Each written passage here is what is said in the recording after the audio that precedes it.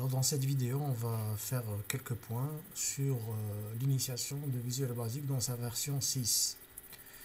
Alors on va faire les 4 points suivants. Donc on va faire l'affichage d'un texte, opération mathématique simple, le MSG Box. Alors le MSG Box, on a deux variantes. On va traiter l'input box et les boutons d'option et les cases à cocher. Pour le reste, on va le traiter dans une autre vidéo. Bien, on va lancer une application simple de Visual Basic, exécutable standard. Alors pour la première, on va faire l'affichage d'un texte et opération mathématique simple. Alors l'affichage d'un texte, on l'a déjà vu. On va placer un bouton et par exemple une zone de texte. Alors on va essayer de respecter les conventions. Donc pour le nom, on va le changer, on va l'appeler CMD affiché. Caption, on va mettre affiché. Ça, on a changé les attributs du bouton. Pour la zone de texte, on va à la propriété texte, on va la vider. On va effacer ça. Et on va jusqu'à sa propriété name, on va l'appeler txt affiché. Voilà, comme ça, on a respecté les conventions. Maintenant, concernant le code, il va s'exécuter quand je vais afficher, enfin, quand je vais cliquer sur le bouton afficher. Donc, au clic, un événement se produit, il va être visualisé sur la zone de texte. Donc, le code va s'écrire ici. Quand on va cliquer deux fois sur le bouton, on a cette fenêtre qui apparaît, et cette fenêtre concerne la feuille code. Bien, on va afficher quelque chose ici. On va lui dire txt affiché point texte, donc on va changer la propriété texte de l'objet txt affiché est égal à quelque chose. On va afficher par exemple hello.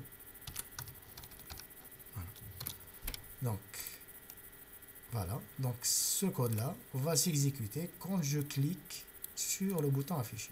Bien, on va exécuter par ce bouton là. Là on est en mode exécution. Vous voyez que la fenêtre a changé et la boîte à outils a disparu. Donc quand je clique sur afficher, j'obtiens hello. Donc on a terminé le premier point, celui-là, affichage d'un texte. Il me reste maintenant opération mathématique simple. Alors on va garder toujours la même feuille. On va juste effacer tout ce qu'on a fait.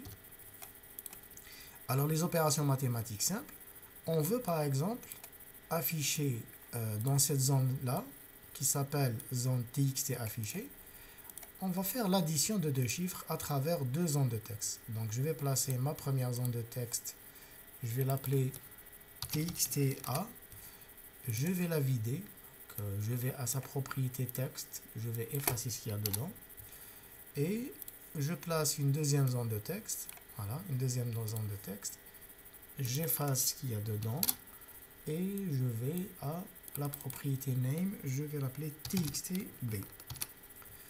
Alors afficher, je vais juste lui changer le caption. Le nom, je vais le garder. Je vais l'appeler calculer. Comme ça apparaît plus correct. Donc le but, c'est de faire l'addition de deux chiffres dans ces zones de texte et afficher le résultat dans la zone de texte txt affiché. Donc voilà ce qu'il faut faire. Alors txt affiché .text égale txt_a.text plus txtb.text. Et là, à l'exécution, vous allez voir une petite anomalie. En fait, ce n'est pas une anomalie, c'est qu'on n'a pas utilisé des variables. On a additionné deux textes. On va voir le résultat. Bien. On va exécuter. Donc à l'exécution, qu'est-ce que j'ai? Par exemple, je mets ici 14 plus 6. Le résultat devrait être 20. Mais vous allez voir qu'est-ce qui va se passer. Au clic, on remarque qu'il a mis 146. Donc en réalité, il a juxtaposé le 14 et le 6. Pour remédier à ce problème, on va introduire la fonction val ici. Val, donc qui va transformer la zone de texte en valeur numérique. Donc val et val. Donc maintenant à l'exécution, on va mettre 14 plus 6 et on obtient 20. Donc pour la soustraction, ça va marcher aussi. Donc à la soustraction, je vais mettre 100 moins 20 et demi. Le résultat c'est 79 et demi. Donc ça marche. La division, ça marche. Donc à condition que le dénominateur ne soit pas égal à 0, bien sûr. Donc ça marche. La multiplication, je vais multiplier 14 par 2 par exemple, et j'obtiens 28. Donc tout marche. Alors on va voir quelques détails en cours, bien sûr, concernant la déclaration de variables. On ne va pas travailler, quand on veut faire des calculs, on ne va pas travailler avec des zones de texte, mais on va déclarer des variables, c'est plus facile. Bien, donc on a fait ça. Alors, le MSGBox, on va voir le MSGBox, et j'ai deux variantes, la première et la deuxième, avec récupération d'une action. Alors, je vais effacer tout ça, ou bien je vais lancer un nouveau projet. Je ne vais pas sauvegarder celui-là, et je choisis un exécutable standard. Voilà ce que j'obtiens. Voilà ma feuille. Donc, les messages, les MSGBox sont utiles quand on va faire par exemple des opérations et on veut que le programme nous envoie des messages, soit d'erreurs ou bien d'informations, surtout quand on va faire la commande d'instrument. Bien, comment ça marche? Donc, la première variante, je vais placer un bouton. Cette fois-ci, bon, je ne vais pas respecter les conventions, je vais juste changer de caption. Et je lui dis, ça c'est info. Voilà. Donc la commande, je vais la garder. Bon, c'est pas bon, mais je vais garder son nom par défaut qui est commande 1. Ne faites pas ça, bien sûr, à l'examen. Il faut changer le nom en respectant les conventions, CMD, etc. Bien. Pour info, donc au clic, je dois avoir ce qu'on appelle un message. Donc le message, voilà, va s'exécuter quand je clique sur la commande 1. Alors la première variante, elle est très simple. Alors je vais écrire MSGBox, j'ouvre une parenthèse, je mets entre guillemets le message que je dois lancer à l'utilisateur. Par exemple, attention. Voilà, et je ferme la parenthèse. Regardez bien, moi j'ai écrit le M et le B en minuscule, et quand j'ai mis Enter, vous voyez que lui, le programme a corrigé, il a mis M et B en majuscule, c'est-à-dire qu'il reconnaît la fonction MSGBox. Bien, donc on va y faire un essai à l'exécution. Quand je clique sur ce bouton-là, vous voyez qu'il me lance une alerte ou bien un message sans récupération de données ou bien une action. Donc je n'ai qu'à cliquer sur OK et je n'ai aucun retour. On peut faire aussi une autre façon d'écrire le MSGBox. C'est toujours la variante 1. Au lieu d'écrire entre parenthèses, je vais directement écrire MSGBox. Je mets un blanc, je mets directement les guillemets et je dis par exemple bonjour. Voilà, donc sans mettre de parenthèses, et ça marche de la même façon. Donc on va faire un essai. Voilà, il me met bonjour. Alors vous avez vu ici que j'ai mis une apostrophe pour mettre ça en commentaire.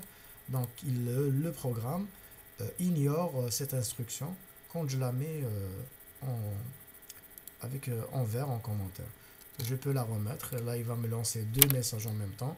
Donc, au clic, le premier, attention, hop, le deuxième, il me met bonjour.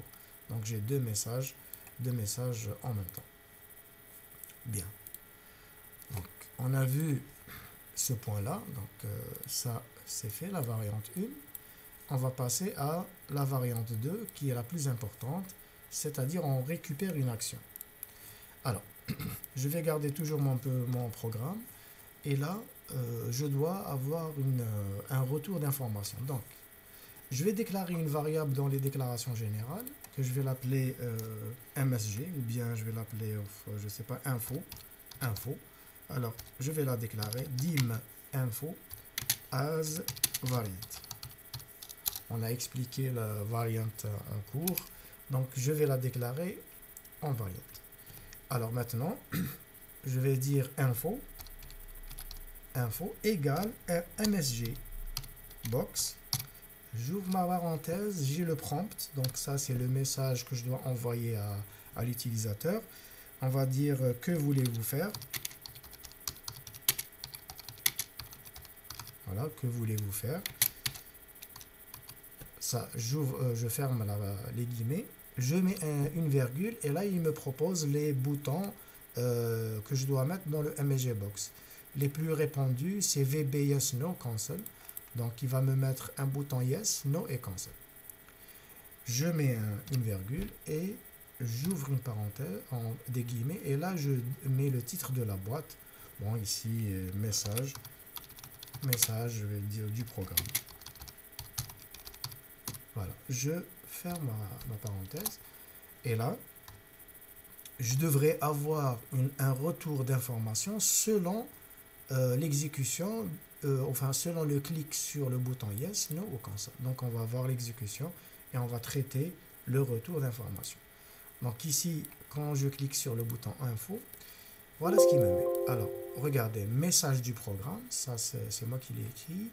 Que voulez-vous faire? Alors, je peux mettre oui, non ou annuler.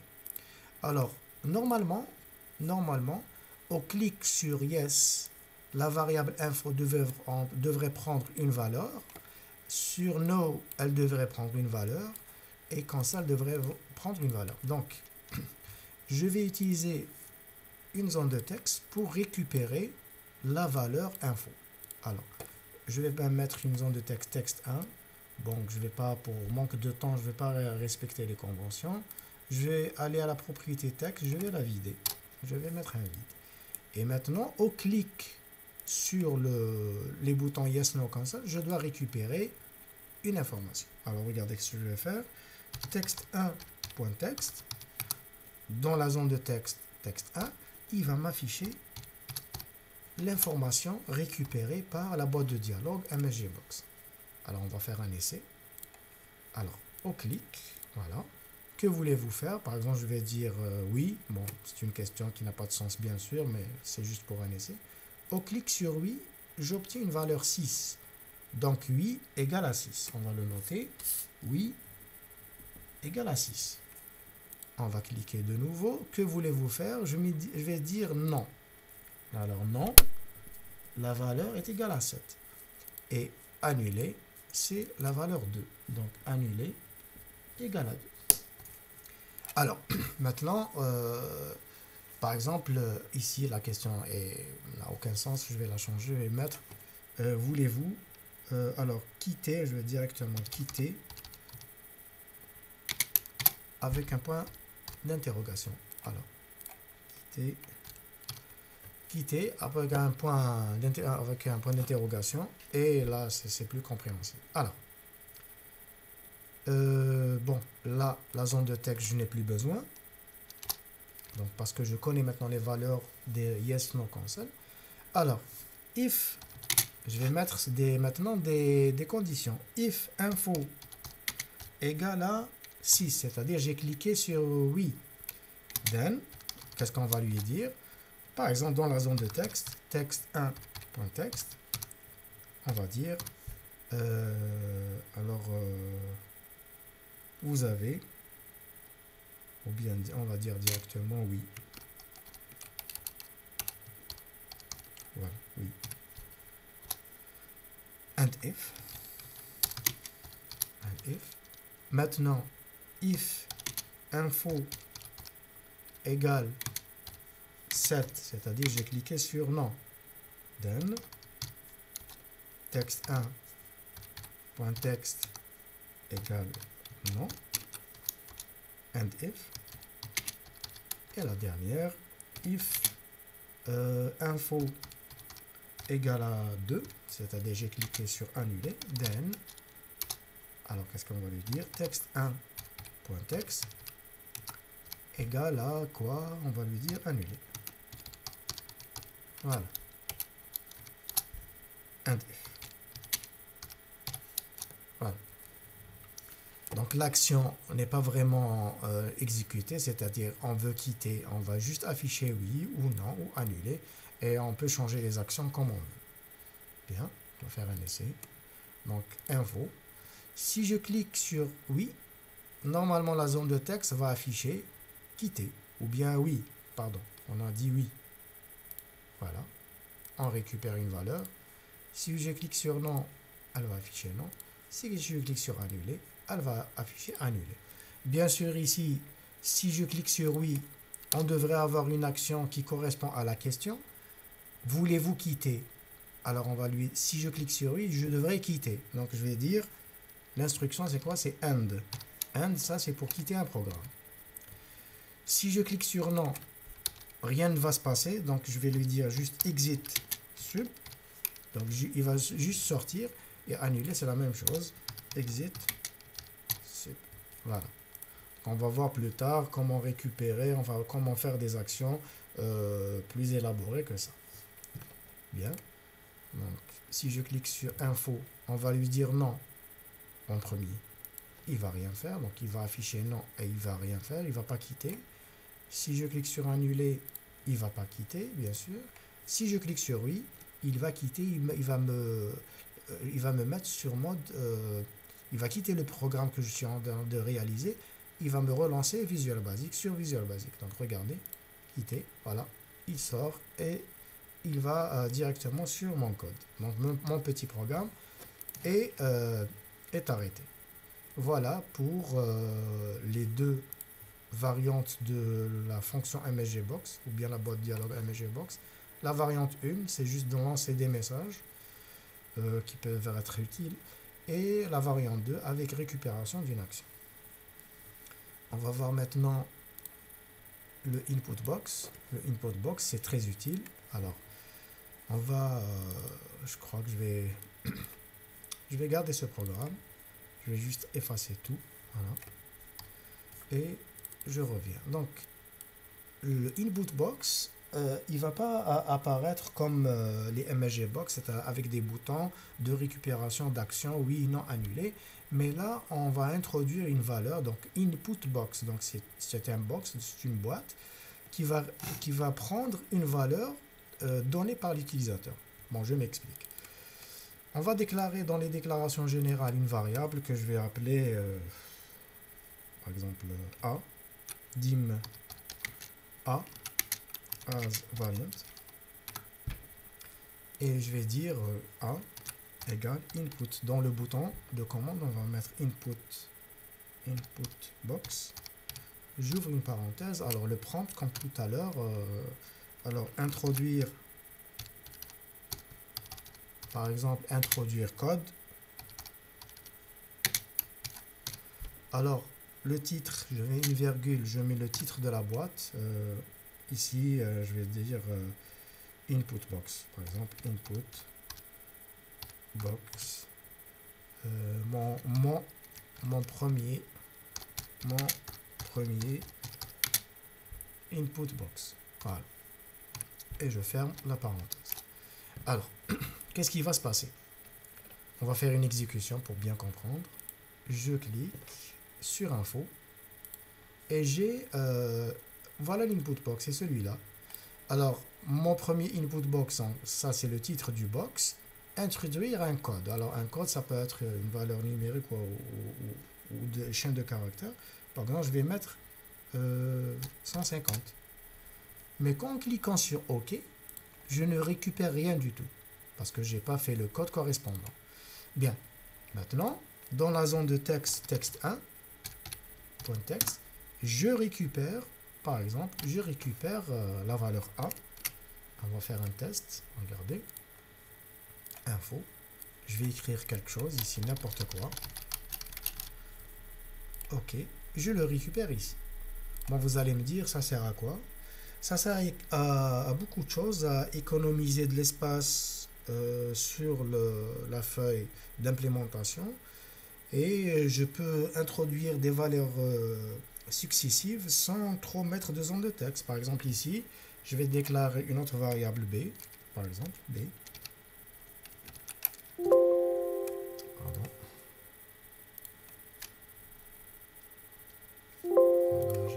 bêtise. Ah non, je récupère ça. Voilà. Je déclare B as variable, donc deux variables. Je vais aller à mon bouton, voilà. Je recolle mon code. Alors, introduire ici, je vais, la question c'est pas ça. Introduire, on va dire introduire A, la valeur A, voilà. Je mets un deuxième input box, donc je vais copier tout ça. Je vais le coller ici. Je vais juste changer ici B et mettre ici introduire la valeur B. Et dans la zone de texte, on va mettre par exemple valeur de A plus valeur de B. Voilà. Donc on va faire une addition sans mettre de zone de texte A et B. Regardez, ça devrait marcher. Je vais mettre info, introduire la valeur A. Je vais mettre par exemple 12. OK. Introduire la valeur B. Je vais mettre par exemple 8. OK. Et j'obtiens le résultat 20. Donc j'ai économisé sur ma feuille deux zones de texte. Donc j'ai qu'une seule zone de texte pour l'affichage du résultat. Voilà, ça sert à quoi? Input box. On trouvera bien sûr d'autres applications. Tout dépend de ce qu'on veut faire. Bien, on a vu ça. Donc ça, c'est fini. On va faire les boutons d'option et les cases à cocher et les scroll bars. Donc on va faire ça. Maintenant, on va faire ça. Voilà. Alors, on va commencer par les boutons d'option. Alors, les boutons d'option, ça sert à quoi? On va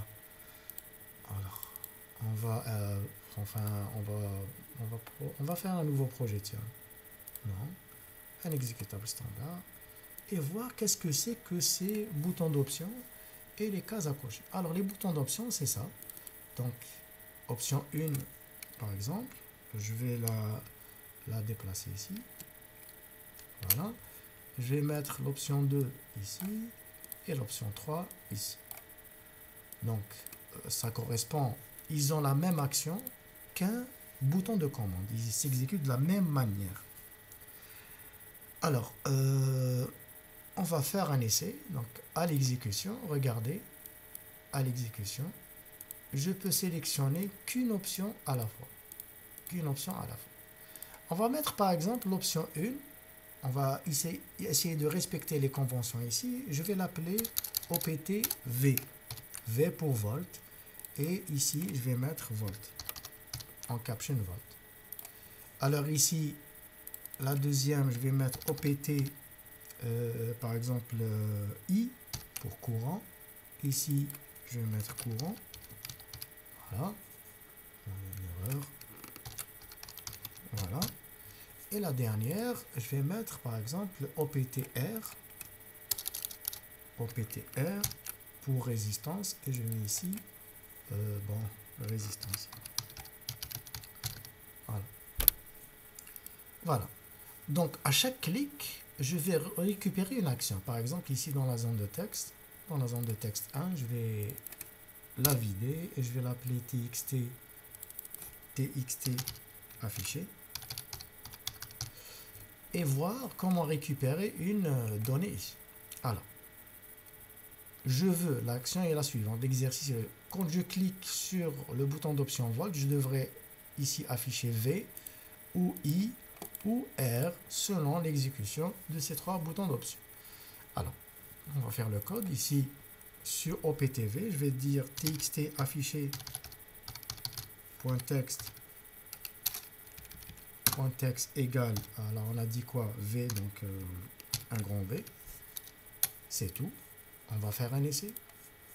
Voilà, donc directement il était sur V, donc on a un V ici. Alors les autres, je vais copier ça. Alors regardez, pour gagner du temps, je vais copier ça et je vais aller à courant. Courant, voilà, OPTI, je vais coller et TXT affiché, au lieu de mettre V, il va mettre I. Et je vais mettre la même chose pour résistance. Et je vais mettre un grand R. Voilà. Regardez. À l'exécution, volt est automatiquement prise en considération. C'est la première. La deuxième, c'est I. Et la dernière, c'est R. Donc je vais un petit peu agrandir les caractères ici. Je vais les agrandir. Alors, je vais à la propriété font. Alors, font, c'est la police de caractère. Je clique sur ces trois petits points et je change de caractère. Je vais mettre quelque chose de plus grand pour que ça soit plus clair. Voilà, V, I et R. Voilà, ça marche. Maintenant, on sait que nous, en physique, ou bien quand on fait de l'instrumentation, pour volt et courant, on peut avoir AC ou DC. Donc, je vais prendre deux autres boutons d'option. Celui-là, je vais l'appeler OPT AC. Je vais mettre ici AC en caption. AC. Et je vais mettre un autre DC. Voilà, pour direct current. Alors, DC. DC, ici, OPT DC. Le problème qui va se poser est le suivant. Regardez. Je ne peux pas avoir, par exemple, courant et mettre ici AC. Donc, une seule se sélectionne à la fois. Vous voyez, une seule se sélectionne à la fois. Donc, on va essayer de trouver un moyen pour isoler AC et DC. Alors, le moyen est le suivant.